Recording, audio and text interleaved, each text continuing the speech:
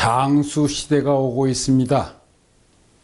노년 대책은 개인의 문제가 아니라 사회적 과제요, 정부의 대책에 관련된 문제입니다.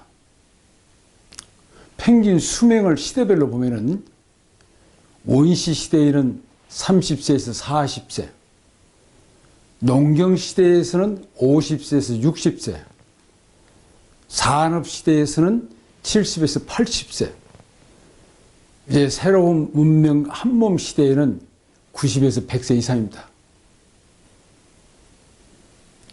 평균 수명에 영향을 주는 변수는 식량, 질병, 의료 기술 등 의학, 그 다음에 전쟁 등입니다. 고령화 사회를 나타내는 지표를 보면은 65세 이상 인구 비율이 7%에서 14% 들어가면 고령화 사회, 그리고 14%에서 20% 사이에 들어가면 고령 사회라고 부릅니다. 이제 65세 이상 인구 비율이 20%가 넘으면 초고령 사회라고 합니다. 세계에서 가장 먼저 초고령 사회로 들어간 나라는 프랑스입니다. 1979년 고령 사회로, 2020년에 초고령 사회로 들어갔습니다. 대한민국이요? 2000년에 고령화 사회, 그리고 2019년에는 고령 사회로 이미 진입했고, 2026년쯤 되면은 우리나라도 초고령 사회로 진입할 것으로 예견됩니다. 그러니까 장수 시대는 시대적 변화다. 제가 40년 전부터서 자본주의 산업사회 이후의 새로운 문명 기창주의 한몸 사회를 연구해 오면서 가장 먼저 드러났던 주제는 장수 시대였습니다. 제가 놀랐어요. 동식물, 그 다음에 우리 35억 년 전부터 박테리아로부터 시작해서 진화 과정, 의학 기술, 식량 문제, 많은 자료를 가지고 연구 검토를 했는데 깜짝 놀랐습니다. 저 미국 샌프란시스코 요세미티 공원에 갔더니 레드우드라고 하는 소나무가 3000년을 살고 있는 걸 보고 제가 정말 놀랐어요. 그래서 추정해낸 것이 앞으로 새로운 문명 시대에는 평균 수명이 125세까지라고 제가 책에다가 못을 박았습니다. 그리고 강의할 때 30년부터 얘기를 했어요. 그랬더니 주변 사람들이 깜짝 놀래가지고 그런 얘기 하지 말라고, 실없는 사람이 평가받을 거라고 저한테 경고를 해서 좀 조심을 했지만은 얼마 지나고 보니까 모두가 100세 시대 다 얘기를 해요. 성경 책에도 120세 가까이 나온다고 또 어떤 사람은 저한테 동조를 하더군요. 예, 장수시대가 옵니다.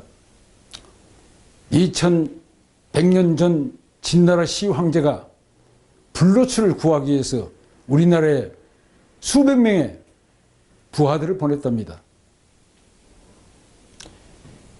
시황제가, 진시황제가 지금 이런 세상을 보면 얼마나 부러워하겠습니까? 그 노인들을 어떻게 해야 되느냐, 노년 문제를 어떻게 준비해야 되느냐, 정부는 어떤 대책을 마련해야 되느냐. 우선 노년, 노인 하면은 능력이 쇠퇴하고 별로 할 일도 없고 이제 복지 제도로 넘어가야 되는 그런 고정관념 자체를 버려야 합니다. 한번 생각해 보십시오. 아프리카에 가서 보면은 아주 격언이 있어요.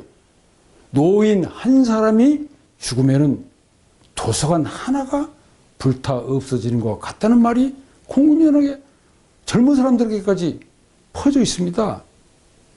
사실 노년층이야말로 얼마나 많은 능력을 가지고 있고 창의적이고 무엇이든 해낼 수 있는 그런 소질을 가지고 있는데, 아니 50대 중반이나 60대 전후에서 은퇴를 하고 나면은 아이고 이제 집에 가서 애기나 보자, 복지 제대로 가서 뭐 하자. 레크레이션 정도는 어떻게 해보자.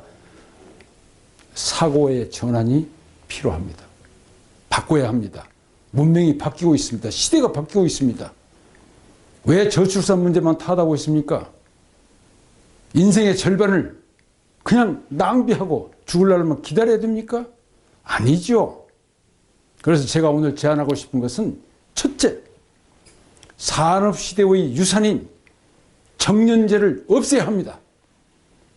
그리고 노년층, 아니 모든 사람들의 각자의 적성과 능력에 따라서 고용주, 사업자와 개인 근로자가 개별 협약을 통해서 일할 수 있을 때까지, 성과를 많이 낼 때까지, 회사에 도움이 될 때까지 일을 해야죠. 그러면 노년층 또는 근로자 한 사람이 얼마나 자기를 개발하기 위해서 열심히 노력하겠습니까?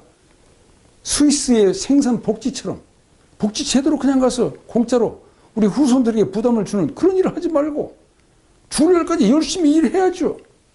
바꿔야 합니다. 두 번째는 창업 붐을 일으키자. 여러분, 젊은 사람만 창업을 해야 됩니까? 아니죠. 노년층의 창업이 더욱 쉽습니다. 아이디어가 있죠. 경력이 있죠. 능력이 있죠. 자금이 있죠. 얼마든지 가능합니다. 생각을 안 해서 그래요. 창업 붐을 일으킵시다. 세 번째는 직업 재교육 훈련 프로그램을 개발해서 노인들이 각자의 능력을 새로운 시대에 맞게끔 기술을 개발하고 지식을 늘리고 교육 훈련을 받아야 합니다. 교육기관에 다니면 얼마나 건강하겠습니까? 기분이 좋겠습니까? 네 번째는 재테크 방법을 우리가 배워야 합니다. 여러분, 세계의 갑부 중에 한 사람인 워렌 버핏은 80대 중반입니다. 그 재테크 방법 하나 가지고 돈을 엄청 벌어서 자식들에게 주지 않고 사회에 환원하면서 얼마나 존경받고 나라 경제도 기여하고 있습니까? 왜 우리는 그렇게 못합니까? 할 수 있습니다. 다섯 번째는 노년 복지 근로 제도 복지 공장을 만듭시다. 영국에서는 노인 복지 공장 제도를 만들어서 노인들이 열심히 정성껏 만들어낸 제품이 오히려 인기가 더 많습니다. 세계에서 가장 고급차 롤스로이스라고 하는 회사가 그 노인들이 만들어낸 것입니다. 수제로 멋지게 고가로 그 많이 나오지도 않아요. 대량 생산 안 해요.